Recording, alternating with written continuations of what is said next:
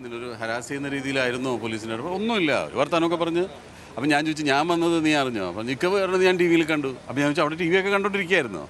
ഇടയ്ക്ക് വർത്താനം പറയും, ചായയൊക്കെ കുടിക്കും. അങ്ങനെ ഇതൊക്കെ അവർ ഉള്ള കാര്യങ്ങൾ ചോദിച്ചു എന്നുള്ളത് മാത്രമേ ഉള്ളൂ. ഇതൊക്കെ പിന്നെ നമ്മൾ മനസ്സിലാക്കേണ്ട ഒരു കാര്യം എന്ന് വെച്ച് കഴിഞ്ഞാൽ ഇത് നമ്മുടെ നാട്ടിൽ നടന്നൊരു ക്രൈമാണ്. ഒരു ക്രൈം നടന്നു എന്നുള്ളത് വളരെ വ്യക്തമാണ്. ആ ക്രൈം ചെയ്ത ആളെ പോലീസ് അറസ്റ്റ് ചെയ്തിട്ടുണ്ട്. അയാളുടെ കുറ്റപത്രം തയ്യാറാക്കി കോടതിയിൽ സമർപ്പിച്ചിട്ടുണ്ട്. ഇനി അതിൻ്റെ വിചാരണ നടക്കണം. അയാൾ ശിക്ഷിക്കപ്പെടും, കുറ്റവാളിയാണെങ്കിൽ ശിക്ഷിക്കപ്പെടും, അല്ലെങ്കിൽ ഇല്ലായിരിക്കും. അത് നമ്മുടെ ഒരു നാട്ടിൽ നടന്നൊരു നിയമപരമായ ഒരു ഏർപ്പാടാണ്. അപ്പോൾ അതുമായിട്ട് ബന്ധപ്പെട്ട് പോലീസ് ഒരുപാട് പേരെ ചോദ്യം ചെയ്യും, ഒരുപാട് ഊഹാപോഹങ്ങൾ ഒക്കെ ഉണ്ടാവുമെങ്കിലും നമ്മൾ ആലോചിക്കേണ്ട ഒരു കാര്യം എന്ന് വെച്ച് കഴിഞ്ഞാൽ നമ്മളായിട്ട് എന്തിനാണ്, ഞാൻ പ്രേക്ഷകരോടും കൂടിയാണ് പറയുന്നത്, എന്തിനാണ് നമ്മളായിട്ട് ഒരാളെ കുറ്റവാളിയാക്കാൻ ഇത്രയധികം ശ്രമം നടത്തുന്നത്? അല്ലേ, ഒരു കുറ്റവും ചെയ്യാത്ത ഒരാളാണെങ്കിൽ നമ്മൾ ഇതിനു മുമ്പ് ജഗദീഷ് ശ്രീകുമാറിനെതിരെ ഇങ്ങനെ ആരോപണം ഉണ്ടായിട്ടുണ്ട്. വിതുര പെൺവാണിഭ കേസിൽ ജഗദീഷ് ശ്രീകുമാർ ആരോപണ വിധേയനായിരുന്നു. അന്ന് എത്ര ആളുകൾ അദ്ദേഹത്തെ കുറ്റപ്പെടുത്തി. അവസാനം കോടതി വെറുതെ വിട്ടപ്പോൾ അദ്ദേഹം കുറ്റവാളി അല്ലാതായി. അപ്പോൾ കുറ്റവാളിയാവുന്നത് കോടതി ശിക്ഷിച്ചു കഴിയുമ്പോഴാണ്. അതുവരെ പലരെയും ഈ അറസ്റ്റ് ചെയ്യപ്പെട്ട പൾസർ സുനി ഒരുപാട് പേരുടെ പേര് പറയും, നാളെ നിങ്ങളുടെയോ എൻ്റെയോ പേര് പറയാം. അപ്പോൾ പക്ഷേ ചിലപ്പോൾ പോലീസ് നമ്മളെ വിളിച്ച് ചോദിക്കും. അത് പോലീസ് ചെയ്യേണ്ട ജോലിയാണ്, അവരത് മാത്രമേ ചെയ്യുന്നുള്ളൂ. നമ്മൾ ആലോചിക്കേണ്ട ഒരു കാര്യം എന്ന് പറയുന്നത്, ഇന്നിപ്പോൾ ദിലീപ് ഇങ്ങനെ ഒരു വിഷമത്തിൽ പെടുന്നു, അല്ലെങ്കിൽ ഞങ്ങളുടെ ഒരു സഹപ്രവർത്തകർക്ക് ഇങ്ങനെ ഒരു ബുദ്ധിമുട്ടുണ്ടായി, നിങ്ങൾക്കും ഇതൊക്കെ വരാം. ഈ കേട്ടുകൊണ്ടിരിക്കുന്ന ഓരോരുത്തർക്കും, ഈ മാധ്യമപ്രവർത്തകരായ ഈ സഹോദരന്മാർക്കൊക്കെ ഇതുണ്ടാവാം. അങ്ങനെ വരുമ്പോഴാണ് നമുക്കിതിൻ്റെ ഒരു വേദനയും ആഴവും മനസ്സിലാവുകയുള്ളൂ.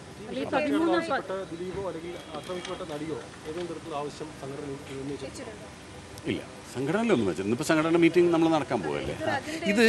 ഇതൊരു സംഘടന ഇടപെടേണ്ട കാര്യമല്ല. ഇപ്പം ഞാൻ പറയും, നമ്മുടെ വീട്ടിലൊരു കുട്ടിക്ക് ഇത് സംഭവിച്ചാൽ എല്ലാ ദിവസവും ഈ വീട്ടുകാർ അച്ഛനും അമ്മയും ടി വിയിൽ വന്നിരുന്നിട്ട് ആളുകളോട് പറയണോ ഇതിൻ്റെ പിന്നിൽ ഇന്ന ആളാണ്, ഇതിൻ്റെ പിന്നിൽ അങ്ങനെയല്ല ചെയ്യേണ്ടത്. അതിൻ്റെ വേദനിക്കുന്ന ആളുകളാണ് സംഘടനയിലുള്ളത്.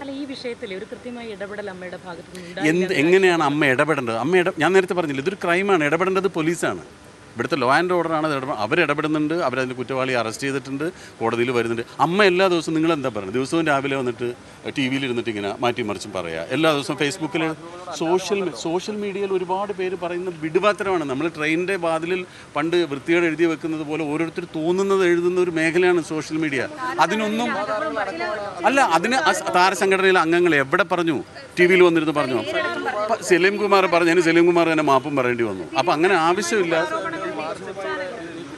ദിലീപിൻ്റെ അഭിപ്രായങ്ങളാണ്, അങ്ങനെ പറയേണ്ടവർ പറയട്ടെ. അപ്പം ഇതിനൊക്കെ അമ്മ പ്രതികരിക്കേണ്ട കാര്യമില്ല. നടിക്കെതിരെ പറഞ്ഞാൽ അത് അയാളുടെ അഭിപ്രായമായിരിക്കും. അയാളുടെ അഭിപ്രായം അയാൾ പറഞ്ഞു, അത്രേ ഉള്ളൂ. അതിന് നമുക്ക് സംഘടനയ്ക്ക് എന്താണ്? സംഘടനയ്ക്ക് ഇങ്ങനെ വ്യക്തിപരമായിട്ട് നാളെ അഭിപ്രായം പറയരുത്. ഒരു രാഷ്ട്രീയ പാർട്ടി പോലെ സംഘടനയ്ക്ക് അങ്ങനെ ഒരു വക്താവില്ല. അത് ദിലീപിൻ്റെ അഭിപ്രായമാണ്. അത് നിങ്ങൾ ദിലീപിനോടാണ് ചോദിക്കേണ്ടത്. ഞാനല്ല ദിലീപിനെ കൊണ്ട് അഭിപ്രായം പറയിപ്പിച്ചത്. അത് വ്യക്തിപരമാണ്. നോക്കാം, നമുക്ക് ചർച്ച ആവുമെന്ന് നോക്കാം. അല്ലല്ല, ദിലീപ് ഒരു വിഷമത്തിൽ ദിലീപ് വളരെ കോൺഫിഡൻ്റ് ആയിട്ടാണ്. ഞാൻ പോകാൻ കാര്യം, ഞാൻ വിചാരിച്ചത് ഒരു എന്താ പറയുക, ഒരു മൊഴിയെടുക്കുക എന്ന് പറയുമ്പോൾ വളരെ നിസ്സാരകരമായ ഒരു പ്രോസസ്സ് എന്ന് മാത്രം ഞാൻ ചിന്തിച്ചിട്ടുണ്ടായിരുന്നുള്ളൂ. ഞങ്ങളുടെ എക്സിക്യൂട്ടീവ് മീറ്റിംഗ് കഴിഞ്ഞ് 11 മണിയായപ്പോൾ ഞാൻ ടി വിയിൽ കാണുന്നത് ഇപ്പോഴും ചോദ്യം ചെയ്യൽ തുടർന്നുകൊണ്ടിരിക്കുന്നു. അപ്പോൾ ഇതെന്താണെന്ന് അറിയണ്ടേ? നമ്മുടെ ഒരു സുഹൃത്തല്ലേ. സംഘടനാ കാര്യങ്ങളൊക്കെ പിന്നീടാണ്. സംഘടന ഉണ്ടായിട്ട് എത്ര കാലമായി? അതിനുമുമ്പും എത്രയോ അടുപ്പമുള്ളതാണ് ദിലീപുമായിട്ട്. അപ്പോൾ ഇതെന്താണെന്ന് അറിയണം. നേരിട്ട് പോയിട്ട് ഞാൻ അവിടെ ചെന്നു ചോദിക്കാൻ വേണ്ടി എന്താണ് കാര്യങ്ങൾ. ഇപ്പോഴും ആത്മവിശ്വാസം. എന്താണ് ആത്മവിശ്വാസക്കുറവ്? ആത്മവിശ്വാസം ഇല്ലാത്ത ഒരാളാണെങ്കിൽ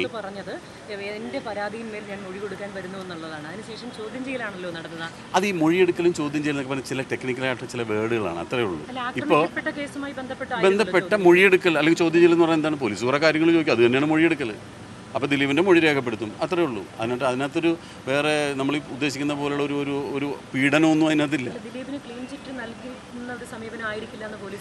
എന്താണ് ക്ലീൻ ചിറ്റ്? പോലീസാണോ ക്ലീൻ ചിറ്റ് നൽകേണ്ടത്? കോടതിയാണ് ക്ലീൻ ചിറ്റ് നൽകേണ്ടത്. പോലീസിന് ചാർജ് ചെയ്യാനേ പറ്റുള്ളൂ, അല്ലെങ്കിൽ ചാർജ് ചെയ്യാതിരിക്കാനേ പറ്റുള്ളൂ. എന്തെങ്കിലും രീതിയിലുള്ള ഇതിൻ്റെ ഒരു മൂവ്മെൻറ്റോ, ഈ പൾസർ സുനി എന്ന് പറയുന്ന ആളുടെ ഫോണിലേക്ക് ദിലീപിൻ്റെ ഫോണിൽ നിന്ന് ഒരു കോൾ എന്തെങ്കിലും ചെയ്തിട്ടുണ്ടെങ്കിൽ നിങ്ങൾക്ക് തോന്നുന്നുണ്ടോ ദിലീപിനെ അറസ്റ്റ് ചെയ്യാതിരിക്കുന്നു? തുടക്കത്തിലെ പോലീസ് പിടിക്കില്ല. ഇത്രയും കാലമായിട്ട് ഒരു അറസ്റ്റ് പോലും ചെയ്യുന്നില്ലെങ്കിൽ അങ്ങനെ ചെയ്യാത്ത ഒരാളെ എന്തിനാണ് നിങ്ങൾ കുറ്റവാളിയാക്കാനായിട്ട് നിങ്ങൾ ഇത്ര ഒരു ആവേശം കാണിക്കുന്നത്? എന്തിനാണെന്നാണ് എനിക്ക് മനസ്സിലാവാത്ത. അതിനുശേഷം ഉണ്ടായ ചില മുതിർന്ന നടന്മാരുടെ പരാമർശം, ദിലീപിന്റെ പരാമർശത്തിനെതിരെ നടി തന്നെ രംഗത്ത് വന്നു. കാരണം കുറ്റവാളിയുമായി ബന്ധമുണ്ടെന്ന് പരസ്യമായ ഒരാൾ ഒരു ചാനലിൽ പറഞ്ഞൊരു രീതിയിലേക്കാണ് കാര്യങ്ങൾ നീങ്ങുന്നത്. ആ വിഷയത്തിൽ, കാരണം നടനും ഈ അമ്മയിൽ പെടുന്ന ആളാണ്, ആ കാര്യത്തിൽ സംഘടനയുടെ ഭാഗത്തുനിന്ന് എന്തെങ്കിലും നിലപാട്? അത് സംഘടനയാണ് തീരുമാനിക്കണം. നമ്മുടെ മീറ്റിംഗ് കൂടുമ്പോൾ ഞാനതാണ് നേരത്തെ പറഞ്ഞത്, അതൊക്കെ വ്യക്തിപരമായ അഭിപ്രായങ്ങളാണ്. അപ്പോൾ അതുകൊണ്ട് ഞങ്ങളൊക്കെ കഴിയുന്നത്ര ഒന്നും പറയാതിരിക്കുന്നതുകൊണ്ട്, പറഞ്ഞാൽ നിങ്ങൾ വിടൂല. അതെന്തിനാ അങ്ങനെ പറഞ്ഞു? ഇങ്ങനെ സംഘടനയ്ക്ക് അതിനെ നിയന്ത്രിക്കാനൊന്നും അധികാരമില്ല. സംഘടന എന്ന് പറയുന്നത് ഒരു തൊഴിൽ മേഖലയിൽ ജോലി ചെയ്യുന്ന ആളുകളുടെ സംഘടനയാണ്. അപ്പോൾ ആ തൊഴിൽ മേഖലയുമായിട്ട് ബന്ധപ്പെട്ട പ്രശ്നങ്ങൾ വരുമ്പോൾ അതിന് പരിഹാരം കാണാനേ പറ്റുള്ളൂ. തൊഴിൽ മേഖല അല്ലെങ്കിൽ തൊഴിൽ മേഖല അല്ലെങ്കിൽ ഈ പ്രശ്നം ഉണ്ടായാലോ? അല്ല അല്ല, ഇത് ഞാൻ ചോദിക്കട്ടെ, സംഘടനയാണോ നാളെ ഇതിൻ്റെ കുറ്റവാളി അറസ്റ്റ് ചെയ്യേണ്ടത്? ആണ്, ജോലി സമയത്ത് നടന്നതാണ് അത്. പക്ഷേ ഇതൊരു ക്രൈമല്ലേ, ഒരു ലോ ആൻഡ് ഓർഡർ പ്രശ്നമല്ലേ? സംഘടനയ്ക്ക് ചെയ്യാൻ പറ്റുന്ന എന്തൊക്കെ ഞങ്ങൾ അതിന് ആ സംഭവം നടന്ന ഉടനെ തന്നെ ഇന്നസെൻ്റ് ആയിട്ട് മുഖ്യമന്ത്രിയായിട്ട് ബന്ധപ്പെട്ടു, മുഖ്യമന്ത്രി ഉടനെ ഇടപെട്ടു. ഒരാഴ്ചക്കുള്ളിൽ പ്രതി അറസ്റ്റ് ചെയ്തില്ലേ? അത് ചെയ്തില്ലായിരുന്നെങ്കിൽ ശരിയാണ്, സംഘടന പോയി സമരം ഇരിക്കുമായിരുന്നു, സംഘടന പോയിട്ട് പ്രതികരിക്കുമായിരുന്നു. ഞങ്ങളുടെ ഒരു സഹോദരിക്ക് ഇങ്ങനെ വേദനയായിട്ട് എന്താണ് ഗവൺമെൻറ് ഇതിനകത്ത് നടപടി എടുക്കാത്തതെന്ന് ചോദിക്കുമായിരുന്നു. ഇത് ഒരാഴ്ചക്കുള്ളിൽ പ്രതി അറസ്റ്റ് ചെയ്ത് കഴിഞ്ഞു. ഇനി അത് കുറ്റപത്രം കൊണ്ടിട്ട് നമുക്ക് കാത്തിരുന്ന് കാണാം.